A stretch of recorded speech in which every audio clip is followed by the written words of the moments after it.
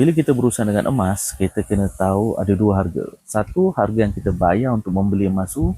Kedua, harga yang kita terima bila kita menjual emas tu. Ada orang, dia nak jual lebih tinggi dari yang ditawarkan oleh kedai, dan ada juga orang dia nak membeli lebih murah dari yang ditawarkan oleh kedai. Diorang bertransaksi secara direct. Benda tu tak salah, ada je orang buat, ada je transaksi yang memuaskan hati semua pihak. Yang penting korang kena sedar risiko yang ada. Di pihak penjual, ada risiko jadi korban jenayah. Duit ditipu ataupun yang lebih teruk, dirompak. Di pihak pembeli, ada risiko korang dapat emas palsu ataupun emas curi. Macam aku cakap lah, benda ni tak salah. Ada je orang buat, ada je transaksi yang sama-sama puas hati. Yang penting korang hati-hati dengan risiko yang wujud. Kalau korang tahu risiko tu dan korang nak ambil risiko tu, dan kalau jadi apa-apa korang nak bertanggungjawab dengan apa yang telah terjadi, go ahead. Tak ada siapa larang, tak ada siapa marah.